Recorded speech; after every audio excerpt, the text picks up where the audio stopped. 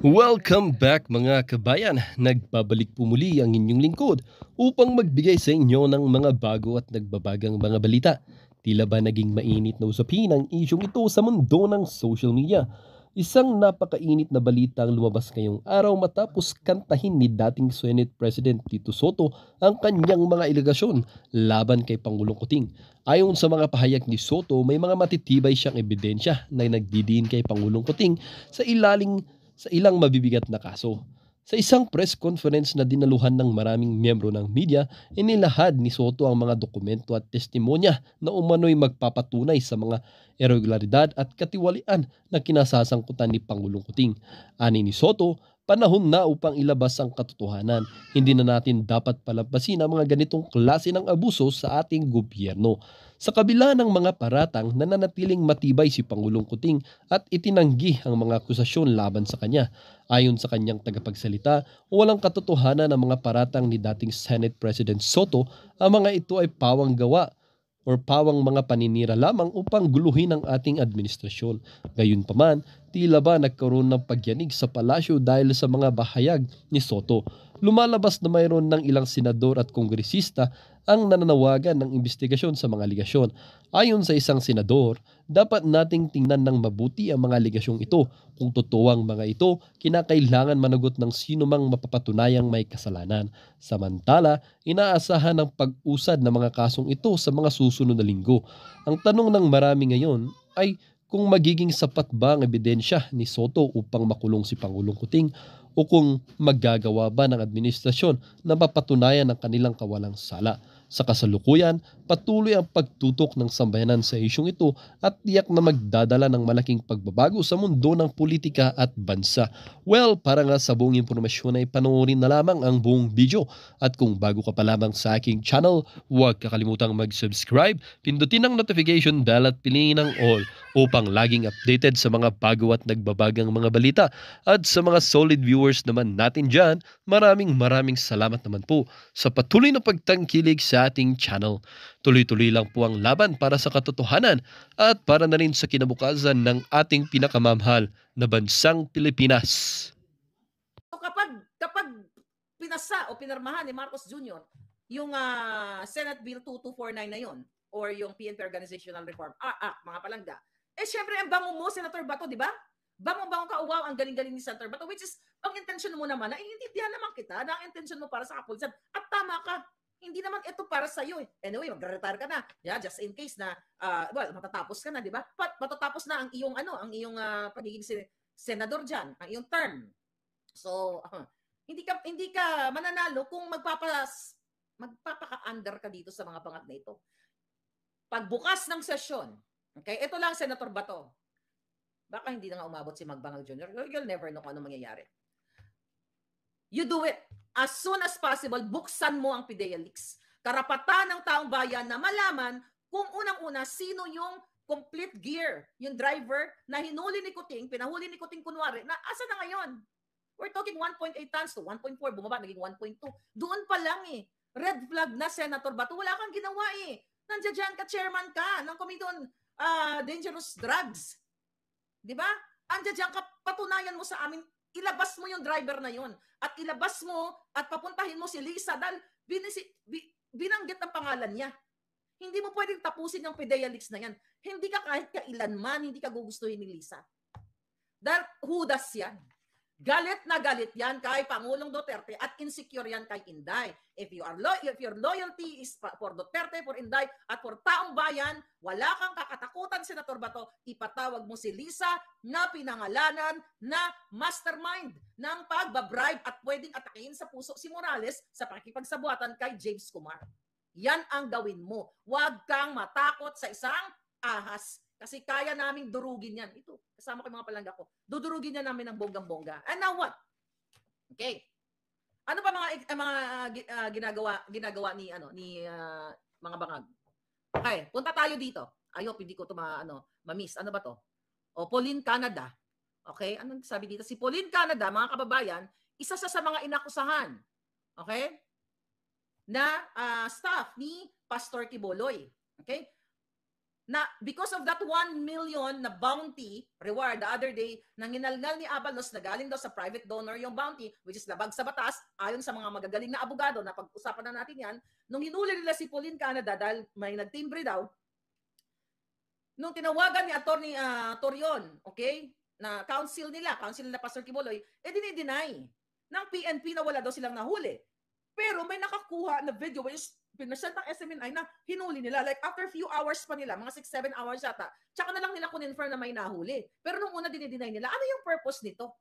Bakit hindi nagsasabi ng totoo itong mga general dyan sa PNP? Mga palangga, ang question ko, itong si Pauline Canada, okay, na binabanggit dito, na hinuli nila, hindi po ito nagnakaw ng kaban ng bayan. Hindi rin siya sangkot sa kidnapping. Hindi rin siya sangkot sa pulburon. Okay? Inaakusahan pa lang. Kaya sila tinutugis, di ba? Kasi hindi sila sumipot sa Senate hearing. Yun ang mga dahilan. Ang sabi ng kampo ni Pastor Quiboloy, kasama ng mga staff niya na inakusuhan, kasuhan mo kami sa hukuman at kami pupunta. At ayaw namin pumunta dyan sa Kongreso dahil kangaroo court yan o sa Senado. So, antayin namin yung kaso. Di ba? Hindi nila ginawa. Kasi talagang ang gusto ng gobyerno ay labagin ang saligang batas at bigyan ng grandstanding ang kanilang mga kasinungalingan. Ipinresent, 7 hours ago, ipinresent ni Abalos. Okay, etong si Pauline, later on, inamin na rin nila na okay, nahuli namin. Kaya nga pinresent nila ngayon dyan sa DILG ni Abalos Los. Ngayon mga palangga, nakatakip yung itsura ni Pauline. Sino ba tong Pauline? Ano ba ang ninakaw niya sa kaban ng bayan? It just so happened na siya ay part ng KOJC. Pinagbintangan siya. At willing naman silang sagutin ang mga kaso na ibinabato sa kanila sa korte. Pero dahil nga ang gusto ni Ontiveros, ang gusto ng mga bangag dun sa loob ng Senado, hindi, kailangan pumunta si Quiboloy kasi papahiyain nila. Di ba alam niyo naman dun? Katulad na ginawa kay Morales, iko-contempt nila. Yan yung purpose ng Senado at Kongreso. Hindi sila mga lawmakers, kundi sila ay mga what? Mga sisikil ng karapatan like ka-Eric, ka-Lorraine, attorney, Doc Lorraine. So yan yun ngayon. So ano yung nakikita natin dito palangga? Question ko, deserve ba ni Pauline Canada na iharap na akala mo ay nag-manufacture ng drugs o ng pulburon? Hindi. Pero ginagawang trophy nitong gobyernong bangag na, oh wow, nahuli namin. Ang tanong, ano ang kaso ng babaeng yan?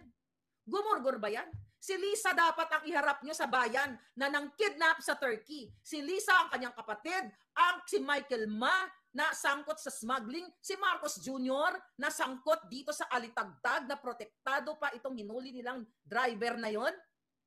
My God. Huwag na natin paabutin ng ano yan, ng zona na yung mga nayupak na yan. Kaya sila nababangag, akala may boom boom boom na darating dyan eh. But you'll never know. Baka, baka may mga pangyayari na hindi kailangan ng boom boom boom. Baka show. Pwedeng ganon. So yun po ang ginagawa ng bangag na ito. Yung mga sindikato, ito uulitin ko. Mga polis, mga sundalo, lahat kayo mga nanonood na nakikinig. I-compare ninyo, magagaling naman kayo mga polis. Itong si Pauline Canada, hindi po siya sangkot sa high crime. Okay? Si Lisa Marcos po ay sangkot sa high crime, sa kidnapping sa Turkey. May video na pinakita natin. Paulit-ulit ko na nga lang, nandiyan sa TikTok, sa Instagram, ang video niya na pinakialaman niya o binribe niya o inutusan niya ang asawa ni Teddy Boy Locsin at si Teddy Boy Locsin para isakatuparan ang pag-extract, illegal extraction sa mga bata sa Turkey. Documented. Pero walang ginawa mga hindot na mga law or hindi sila lawmakers. Okay? Mga tawatan dyan sa Congress at Senado. You compare dito sa ginagawa nilang tropi-tropi ngayon, si Pauline Canada. So, mga kababayan, walang achievement. Walang na-achieve ang gobyernong ito, kundi ang ayuda na ginagamit nila na kunyari pinamimigay, pero baka 1/4 of that napupunta sa mga tao talaga, pero yung 3/4 ay napupunta sa mga kasabwat nila. So para pa rin nangangampanya si Bangag. Nakita ninyo? Si Duterte hindi ganito. Work. Build. Anong ginawa ni Marcos? Snort. Ngiwi. Di ba? Oh. Yan ang sabi ni Crisostomo Mariano, statement of narcotic addict. Okay. Hi Louie. Oh, yan yung Hi Louie na yan. Nakita nyo na yan, Casey, di ba? Catholic leaders still quiet. Baka magsalta na rin yung mga yan. You'll never know. Ito lang naman sa akin. Kami nila Mao Chitong, kami nila Ron, kami nila si Edwin, palangga ko, anytime, mayroon yan. Pag may kaguluhan dyan, pwede ito, bumalik yan dito dahil US, Filipino-American yan eh. Ang punto natin dito, mga palangga, we talk about yung mga religious group.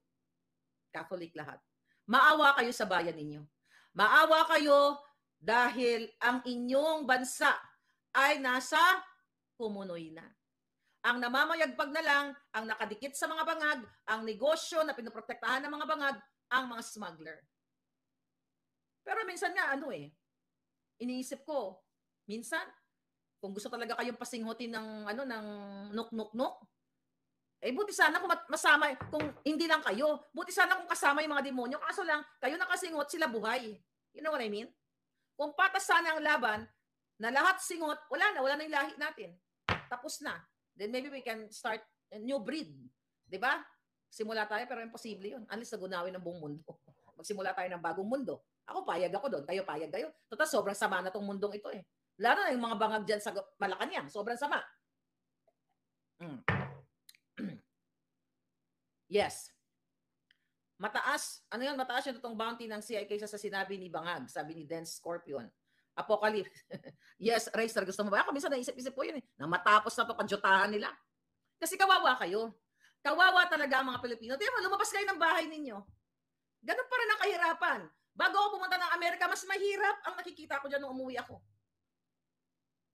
Almost 2 decades ago. Mas lumala ngayon. Kami noon, alis na tayo dito kasi ang hirap ng buhay. Ngayon, tignan mo yung sitwasyon ninyo. 550, magkano? 600 ang minimum wage ng ordinaryong citizen. Not ordinaryo, na construction or yung mga jeepney drivers, 1,000 lang yata kinikita nila isang araw. Sabi mo na 1,000 isang araw ang kinikita mo. Paano ka makakasurvive? Ang presyo ng gasolina, katulad ng presyo ng Amerika. Ang presyo ng manok ninyo, baka mas mahal pa ang manok dyan, kisa dito sa Amerika. Dito, makuha ka ng mura-mura eh. As in, mura. Magkano kilo ng manok dyan? Comment please. Magkano kilo ng manok? Tapos ang sweldo mo lang 1,000. That's $20, Yeah. Kulang-kulang $18. And here, you compare. Although mataas ang bahay, bayad sa bahay, 'di ba? Kalahating oras lang 'yan. Ang sweldo ng ordinaryong mga construction worker sa Amerika, maybe yung iba 20, yung iba baka 15 minutes lang nila 'yan. You know what I mean? Or yung pag nagtrabaho ka sa McDo, baka 30 minutes mo, 1 hour. 'Di ba? Yung mga ganon. 1 hour mo lang 'yan. That's the difference. Pero kaya natin yan kung hindi nila nanakawin yung pera ng bayan. Kasi lahat po ninanakaw. Yung mga jutang ginimis na mga lawmakers, supposedly lawmakers, mga makawat lahat, mga kawatan lahat. Kaya talagang hindi po nagbabago ang status ng mga mahihirap. Magkano? At si Edwin, 610 per day, 610 pala palangga. 610 per day, sabi ni palangga Edwin ko. 610.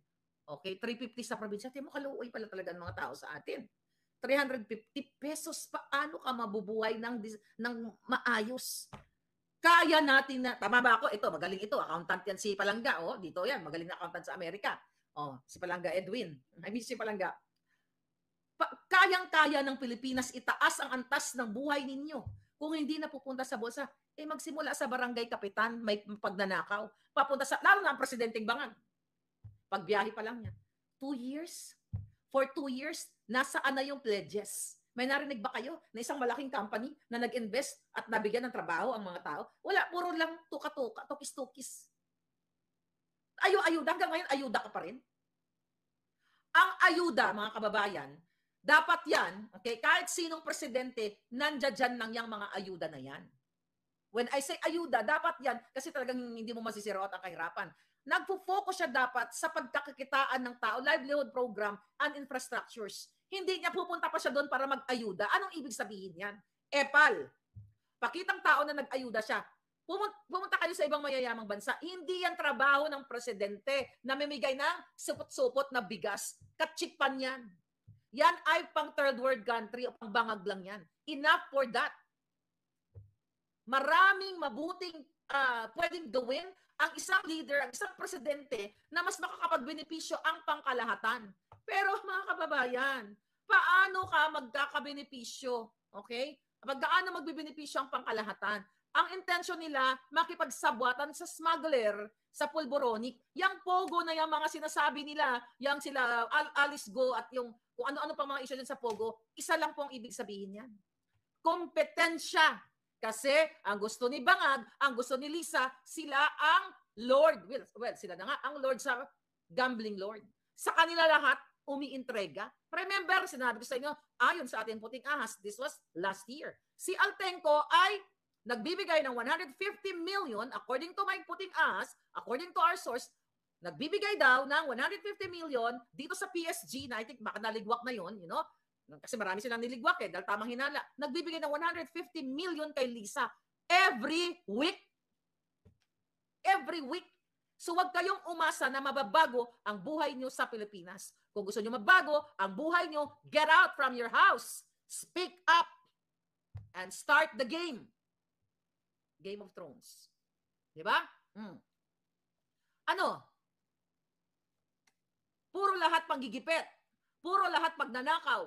Araw-araw na lang nagnanakaw. Ang sabi, 300 lang po pa, sabi ni Palangga, 300, asan na yung 300? Sabi ni Marie, 300 lang po madam, labas na pagkain at gasolina, paakyat pa sa bundok habang sila nakalusay ng kabanang yan. Yun na nga Palangga, kaluoy ka mo, 300 pesos lang ang sinisweldo nyo. Kung ako presidente nyo Palangga, yan ang una ko talagang gawin. Taasan lahat ng sweldo ninyo, sisingilin ko, katulad ng ginawa ni Pangulong Duterte, na tutuliin niya si pangalan nito si Lucio Tan, di ba? At yung Mylong at yung Dunkin Donuts. So nagbayad ka agad ng kanilang taxes. Ito yung nangyayari, mga kababayan, in the past na nakakalusot ang mga malalaking negosyante na hindi sila nagbabayad ng tax kasi kasabwat ang nakaupo. Okay? Sa panahon ni Duterte, tutuloyin sila lahat kung hindi sila nagbayad. Kaya kung ako nga, nalagpasan ko yan si Pangulong Duterte. Tayo kung pwede, magkano sweldo nyo ngayon? 300? Times 5 kayo kaagad Palangga. Kasi doable yan. As long as ang presidente mo, hindi ka nagnanakaw. Magkakaroon lang ang wala tayong budget kasi ganito, kasi ganyan. Kasi ang thinking nila, hindi para sa inyo, kundi para nakawin, i-transfer sa offshore accounts. Ito lang, pinag-usapan namin ni Atty. Glenn Chong. Di umano, ito si George Garcia, may dineposito ng mga offshore, sa offshore accounts niya, whether siya or kasabwat niya, 1 billion. Diba? 1 billion. So, my goodness. Ibigay ko na yan sa inyo lahat. Alam mo, ito lang pag minsan ako nagkakape-kape ako Palangga, sabi ko, bakit pa putang ito mga to? Hindi sila nabubusog. Ako maka-coffee lang ako, makakain na ako. Masaya na ako eh. Bakit may mga si Tambaluslos, ilan na ang bahay sa Forbes Park? Kung saan-saan pa sa Paris, kung saan-saan ang mga properties sila sa Amerika, multi-billion, baka trillion pa. Hindi naman nila maisisiksik lahat sa kanilang tiyan, pero bakit ba napaka sugapa na mga inayupak na to? Bakit ba itong mga to walang pagmamahal sa Pilipino? Nas yung mga sarado utak, inaano-ano nyo, nagpapaniwala kayo na si Duterte ay masama. Eh yung lolo mo, yung lolo digong nyo, kung yan ay magnanakaw, katulad ni Lisa Tanas at ni Bangag, ng mga Marcos Romualdez Araneta, nakabili na yan ng bahay kung saan, bakit nandyan pa rin siya nakatira? Sa kanyang bahay kung saan, yun yung bahay niya pa rin. May nakita ba kayong luxurious kay Pangulong Duterte? Of course, maliban nung siya ay nagtatravel, hindi naman siya travel actually ng katulad ng ginagawa ni Marcos, di ba? Wala, tingnan mo si Marcos, party every night. Formula 1. Pagtatago, pagsisingot, my God, tangina. Kaluoy ka mo, lumabas na kayo lahat. At kayo ay magsalita na dahil pag hindi kayo lumabas lahat, ako lalabas. Ako maglalabas. Punyeta. Okay. Yeah, yung sona ko, sabi ni Ana Maris. Hindi pwedeng walang sona. Abangan nyo yun. Sa araw mismo, tatapatan natin yan. Tatapatan natin yung sona na yan. Myla, si Pinoy noon, nag-PDAF lang siya. I mean, hanggang dyan lang ang kanilang pangungurakot. Ngayon, lahat ninakawan nila. Grabe, sabi ni Myla DBO. Kahit pa paano, may kahiyan pa si Noynoy eh. Akala natin si Noynoy na ang worst president. Ito pala ang super-duper worst. Kaisa-isa sa mundo. Ang pagiging alagad ng impyerno. My goodness. 90, pag-usapan na natin yan Palangga. Pati Comelec, luto na, panalo na. Okay? Martin, sila ang pamilya na yan eh. Sabi ko nga sa inyo mga kababayan, uulit-ulitin lang natin, ipapaalala lang natin sa inyo. Si Marcos, si Lisa Tanas, may koleksyon sa mga sa PAGCOR, at sa lahat ng mga casinos at sa Pogo. Hindi yan totoo. Kasi kung si Matos Jr. talagang gusto niya hindi kayo matigil na itong mga sugal-sugal na ito, isang stroke lang yan. Isang pirma lang yan, tapos na yan. Ang mga smuggler, madali lang huliin yan. Paano nila huliin kapag anak nila? Paano nila huliin? Dahil ayon nga sa report ni Clarita Carlos at ayon sa mga naiulat natin based sa ating mga informante, si Martin Araneta ay ang prinsipe ng Bureau of Customs. Si Lisa, lahat ang nagpapatakbo ng pagnanakaw, pang-extort, pagtatara ng sobra-sobra dyan sa Bureau of Customs. Smuggling, Diyos ko po, ang ngangabels ko dito, Diyos ko po dito lang, ang dami kong energy. Paulit-ulit na lang mga kababayan. Malapit na daw yung showing ng Pope, sabi ni Tariray. You'll never know. Hindi natin alam. Kasi ang buhay ay, unpredictable. You'll never know. Baka ngayon na, mamaya, bukas, makalawa. Sabi ni Grace Sagard, people power.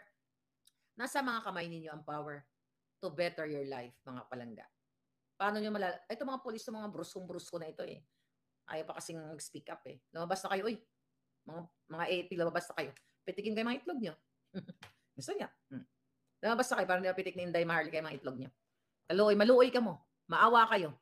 Dahil pag nagkaroon tayo ng presidenteng bago, kailangan, alam ko, I know, from here, na pag nagkaroon tayo ng bagong presidente, mas better, mas mararamdaman nating lahat.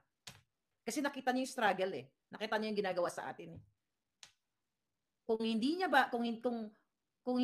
aayusin lahat kayo, sabi ko, magbo-bold star na lang ako. Magpapapayat pa ako ng buong. Magbo-bold star na ako sa December. Pero inumpisahan ko tayo, meron tayong AI bold star dyan. Pwede na yan, pwede nang pagyagaan. Pwede na kayo mag-imahinasyon. Diba?